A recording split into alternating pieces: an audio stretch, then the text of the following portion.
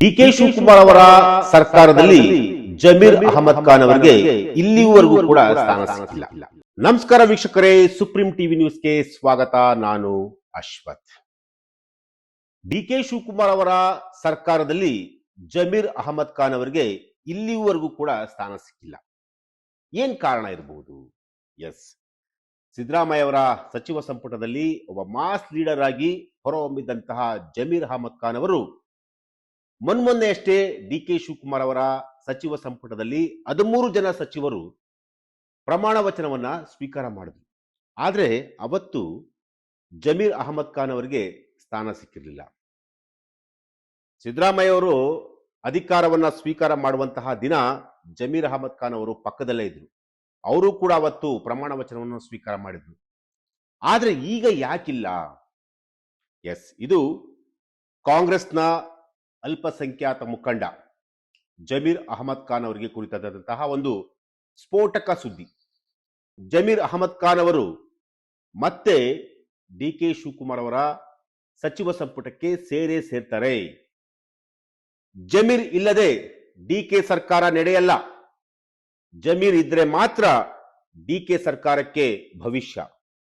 ಹೀಗಂತ ಖ್ಯಾತ ಸ್ವಾಮೀಜಿಯೊಬ್ಬರು, ಕೋಡಿ ಮಠದ ಶ್ರೀಗಳು ಜಮೀರ್ ಅವರ ಬಗ್ಗೆ ಒಂದು ಸ್ಫೋಟಕ ಭವಿಷ್ಯವನ್ನ ಕೊಟ್ಟಿದ್ದಾರೆ.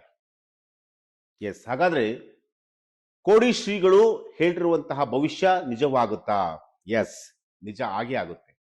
ಯಾಕೆಂತಂದ್ರೆ ಇಲ್ಲಿವರೆಗೂ ಕೂಡ ಕೋಡಿ ಮಠದ ಶ್ರೀಗಳು ಏನೆಲ್ಲ ಭವಿಷ್ಯಗಳನ್ನು ನುಡಿದಿದ್ದಾರೆ ಅದೆಲ್ಲವೂ ಕೂಡ ಆಯಾ ಕಾಲಕ್ಕೆ ಆಗಿರುವಂತಹದ್ದೇ. ಈಗಲೂ ಕೂಡ ಜಮೀರ್ ಅವರ ವಿಚಾರದಲ್ಲಿ ಕೋಡಿ ಶ್ರೀಗಳು ಒಂದು ಭವಿಷ್ಯವನ್ನ ನುಡಿದಿದ್ದಾರೆ. ಆ ಭವಿಷ್ಯ ನಿಜವಾಗುತ್ತಾ ಇಲ್ವಾ? ಮುಂಬರುವಂತಹ ದಿನಗಳಲ್ಲಿ ಕಾದು ನೋಡಬೇಕಾಗುತ್ತೆ. ಹಾಗಾದ್ರೆ ಜಮೀರ್ ಅಹಮದ್ ಖಾನ್ ಅವರನ್ನ ಯಾವ ಕಾರಣಕ್ಕೋಸ್ಕರ ಅವರಿಗೆ ಸಚಿವ ಸ್ಥಾನ ಕೈ ತಪ್ಪಿತ್ತು? ಎಸ್, ನಾನು ಆ ವಿಚಾರಕ್ಕೆ ಬಂದ್ಬಿಡ್ತೀನಿ. ಜಮೀರ್ ಅಹಮದ್ ಖಾನ್ ಅವರು ಒಬ್ಬ ಅಲ್ಪಸಂಖ್ಯಾತ ನಾಯಕ, ಕಾಂಗ್ರೆಸ್ ಪಕ್ಷದಲ್ಲಿ ಒಂದಷ್ಟು ವರ್ಚಸ್ಸಿರುವಂತಹ ನಾಯಕ, ಜೊತೆಗೆ ಚಾಮರಾಜನಗರ ಕ್ಷೇತ್ರ ಇದೆಯಲ್ಲ, ಚಾಮರಾಜಪೇಟೆ ಏನು ಕ್ಷೇತ್ರ ಇದೆಯಲ್ಲ, ಆ ಒಂದು ಕ್ಷೇತ್ರದಲ್ಲಿ ಹಲವಾರು ಬಾರಿ ಗೆದ್ದಂತಹ ಒಬ್ಬ ನಾಯಕ. ಇವತ್ತು ಕೂಡ ಜಮೀರ್ ಅವರ ಮನೆ ಹತ್ರ ಯಾರೇ ಕಷ್ಟ ಅಂತ ಹೇಳ್ಕೊಂಡು ಹೋದ್ರು ಕೂಡ ಅವರಿಗೆ ಅವರ ಕೈಲಾದಷ್ಟು ಹಣ ಸಹಾಯವನ್ನ ಮಾಡ್ತಾರೆ. ಕೇವಲ ಹಣ ಸಹಾಯ ಮಾತ್ರವಲ್ಲ, ಅವ್ರಿಗೇನಾದ್ರೂ ಒಂದು ಕೆಲಸ ಅಥವಾ ಬೇರೆ ಏನಾದರೂ ಸಮಸ್ಯೆಗಳಿತ್ತು ಅಂತಂದ್ರೆ, ಹೆಲ್ತ್ ಇಶ್ಯೂಸು ಆ ಥರದ್ದು ಇತ್ತು ಅಂತಂದ್ರೆ ಇಮಿಡಿಯೇಟ್ಲಿ ಅವ್ರಿಗೆ ಸ್ಪಂದಿಸ್ತಾರೆ.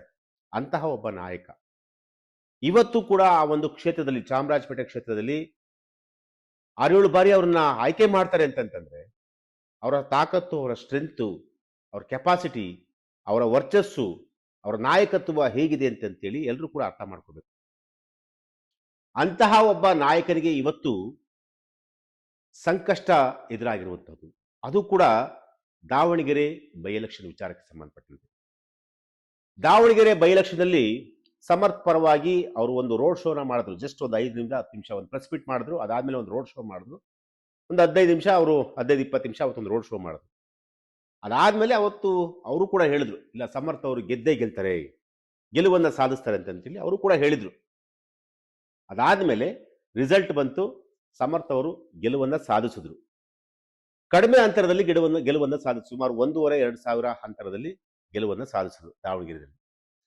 ಆದರೆ ಡಿ ಕೆ ಶಿವಕುಮಾರ್ ಅವರು ಅಧಿಕಾರವನ್ನ ಸ್ವೀಕಾರ ಮಾಡುವಂತಹ ಇನ್ನೇನು 1 ದಿನ 2 ದಿನ ಇದ್ದಂತಹ ಸಂದರ್ಭದಲ್ಲಿ ಜಮೀರ್ ಅವರು ಮಾತನಾಡಿರುವಂತಹ ಒಂದು ಆಡಿಯೋ ಸೋಷಿಯಲ್ ಮೀಡಿಯಾದಲ್ಲಿ ಎಲ್ಲಾ ಮಾಧ್ಯಮಗಳಲ್ಲಿ ವೈರಲ್ ಆಯಿತು.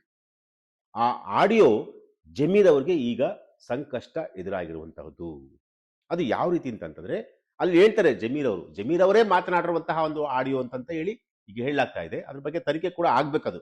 ಅದ್ರ ಬಗ್ಗೆ ಈಗಾಗಲೇ ಕಂಪ್ಲೇಂಟ್ ಕೂಡ ದಾವಣಗೆರೆಯಲ್ಲಿ ಆಗಿರುವಂತಹದ್ದು. ಅದರಲ್ಲಿ ಹೇಳ್ತಾರೆ, ಸಮರ್ಥ್ ಅವ್ರನ್ನ ಸೋಲಿಸಿ ನೀವು.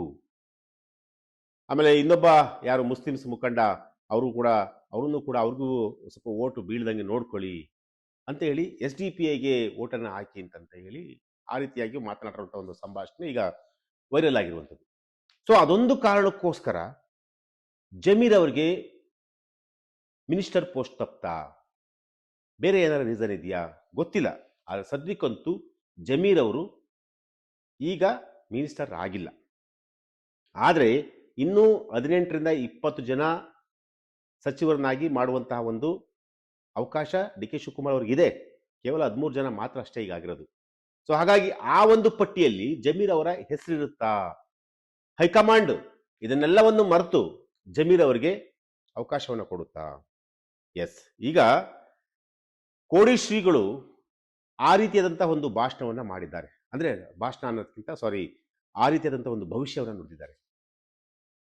ಜಮೀರ್ ಇಲ್ಲದೆ, ಅವ್ರು ಹೇಳಿರೋದು ಮಾತನ್ನ, ಜಮೀರ್ ಇಲ್ಲದೆ ಡಿ ಕೆ ಸರ್ಕಾರ ನಡೆಯಲ್ಲ. ಜಮೀರ್ ಇದ್ರೆ ಮಾತ್ರ ಡಿ ಕೆ ಶಿವಕುಮಾರ್ ಅವರ ಸರ್ಕಾರಕ್ಕೆ ಭವಿಷ್ಯ, ಅವರಿಗೆ ಮತ್ತೆ ಚಾನ್ಸ್ ಸಿಕ್ಕೇ ಸಿಗುತ್ತೆ. ಯಾರು ಕೂಡ ಆತಂಕ ಪಡುವಂತಹ ಅವಶ್ಯಕತೆ ಇಲ್ಲ ಅಂತಂತೇಳಿ ಕೋಡಿ ಶ್ರೀಗಳು ಭವಿಷ್ಯವನ್ನು ನುಡಿದಿದ್ದಾರೆ. ಎಸ್, ಈ ಭವಿಷ್ಯ ಖಂಡಿತವಾಗ್ಲೂ ನಿಜವಾಗ್ಲಿ. ಯಾಕೆಂತಂದ್ರೆ ಜಮೀರ್ ಒಬ್ಬ ಮಾಸ್ ಲೀಡರ್, ಅದರಲ್ಲಿ ಡೌಟೇ ಇಲ್ಲ. ಸಿದ್ದರಾಮಯ್ಯವರ ಬಣದಲ್ಲಿ ಗುರುತಿಸಿಕೊಂಡಿರ್ಬೋದು.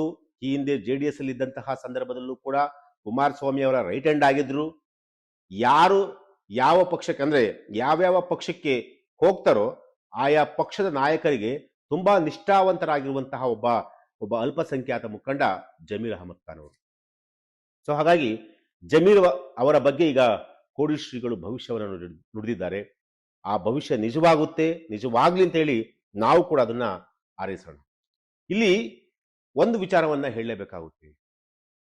ಜಮೀರ್ ಅಹಮದ್ ಖಾನ್ ಅವರು ಏನೇ ತಪ್ಪು ಮಾಡಿದ್ರೂ ಕೂಡ, ಏನು ತಪ್ಪು ಮಾಡದೇ ಇದ್ರೂ ಕೂಡ ಅವರ ಮೇಲೆ ಈಗ ಸದ್ಯಕ್ಕಂತೂ ಕಳಂಕ ಒತ್ತಿರೋದಂತೂ ಪಕ್ಕ. ಜಮೀರ್ ಅವರು ಒಂದು ವೇಳೆ ಆ ರೀತಿಯಾಗಿ ಮಾತನಾಡಿದ್ರೆ ಅದು ಪಕ್ಷ ವಿರೋಧಿ ಚಟುವಟಿಕೆ. ಒಂದು ವೇಳೆ ಮಾತನಾಡದೆ, ಈಗಾಗಲೇ ಅವರೇ ಹೇಳಿರೋ ಪ್ರಕಾರ ಅದೊಂದು AI ಮೂಲಕ ಅದನ್ನ ಆಡಿಯೋ ಮಾಡಿರುವಂತಹದ್ದು ಅಂತೇಳಿ ಆರೋಪ ಮಾಡಿದ್ದಾರೆ. ಸೊ ಹಾಗಾಗಿ ಆ ರೀತಿಯಾಗಿದ್ರೆ ಅದನ್ನು ಯಾರು ಮಾಡಿದ್ರು ಅವ್ರಿಗೆ ಶಿಕ್ಷೆ ಆಗ್ಬೇಕು. ಯಾಕೆಂತಂದ್ರೆ ಒಬ್ಬ ಅಲ್ಪಸಂಖ್ಯಾತ ಮಾಸ್ ಲೀಡರ್ ಅಂತೇಳಿ ಗುರುತಿಸಿಕೊಂಡಿರುವಂತಹ ಒಬ್ಬ ವ್ಯಕ್ತಿಗೆ ಈ ರೀತಿಯಾಗಿ ದ್ರೋಹ ಮಾಡೋದು, ಈ ರೀತಿಯಾಗಿ ಅನ್ಯಾಯ ಮಾಡೋದು ಅದು ಸರಿಯಲ್ಲ. ಸೊ ಹಾಗಾಗಿ ಈಗ ಸದ್ಯಕ್ಕೇನಪ್ಪ ಅಂತಂದ್ರೆ ಆ ವಿಚಾರದ ಬಗ್ಗೆ ಈಗ ತನಿಖೆ ಕೂಡ ಆಗುತ್ತೆ. ಮುಂಬರುವಂತಹ ಒಂದು ಸಚಿವರ ಪಟ್ಟಿಯಲ್ಲಿ ಜಮೀರ್ ಅವರ ಹೆಸರು ಇದ್ರೂ ಕೂಡ ಅಚ್ಚರಿ ಇಲ್ಲ. ಸೊ ಒಂದು ವೇಳೆ ಇರದೇ ಇದ್ರೆ ವಾಟ್ ನೆಕ್ಸ್ಟ್, ಮುಂದೆ ಏನಾಗ್ಬೋದು ಅನ್ನೋದನ್ನ ನೀವೇ ಊಹೆ ಮಾಡ್ಕೊಳ್ಳಿ. ಸದ್ಯಕ್ಕಂತೂ 1.5-2 ವರ್ಷ ಇದೆ ಅಷ್ಟೇ. ಇನ್ನು 2 ವರ್ಷ ಇದೆ. 2 ವರ್ಷದಲ್ಲಿ 1.5 ವರ್ಷ ಏನು ಡಿ ಕೆ ಶಿವಕುಮಾರ್ ಅವರು ಸರ್ಕಾರವನ್ನ ನಡೆಸ್ತಾ ಇರ್ತಾರೆ. ಇನ್ನು ಕೊನೆ 6 ತಿಂಗಳು 2028ಕ್ಕೆ ಚುನಾವಣೆ ಮಾಡ್ತಾರೆ. ಸೊ ಹಾಗಾಗಿ ಆ ಒಂದು ಚುನಾವಣೆಗೆ 6 ತಿಂಗಳು ಮುಡುಪಾಗಿಟ್ಬಿಡ್ಬೇಕು ಎಲ್ಲ ಮುಖಂಡರುಗಳು ಕೂಡ. ಸೊ ಹಾಗಾಗಿ ಈಗ ಸದ್ಯಕ್ಕಂತೂ 1.5 ವರ್ಷಗಳ ಕಾಲ ಏನಾಗ್ಬೋದು, ಒಂದು ವೇಳೆ ಏನಾದ್ರೂ ಜಮೀರ್ ಅವ್ರನ್ನ ಏನಾದ್ರೂ ಪಕ್ಷಕ್ಕೆ ಸಚಿವ ಸ್ಥಾನವನ್ನು ಕೊಡದೇ ಇದ್ರೆ ಏನಾದ್ರೂ ಅವ್ರೇನ ರೆಬಲ್ ಆಗ್ತಾರಾ ಗೊತ್ತಿಲ್ಲ, ಏನ್ ಬೇಕಾದ್ರೂ ಆಗ್ಬೋದು. ಸೊ ಸದ್ಯಕ್ಕಂತೂ ಜಮೀರ್ ಅವರ ಬಗ್ಗೆ ಈಗ ಕೋಡಿ ಶ್ರೀಗಳು ಒಂದು ಭವಿಷ್ಯವನ್ನು ನೋಡಿದರೆ ಆ ಭವಿಷ್ಯ ನಿಜವಾಗ್ಲಿ ಅಂತ ಹೇಳಿ ನಾವು ಕೂಡ ಹಾರೈಸೋಣ. ಎಸ್, ಇದು ಇವತ್ತಿನ ಒಂದು ವಿಚಾರ. ನಾಳೆ ಮತ್ತೊಂದು ವಿಚಾರದೊಂದಿಗೆ ನಾನು ನಿಮ್ಮನ್ನ ಭೇಟಿ ಆಗ್ತೀನಿ. ನಿರಂತರ ಸುದ್ದಿಗಾಗಿ ನೋಡ್ತಾ ಇರಿ supreme TV news. Thank you.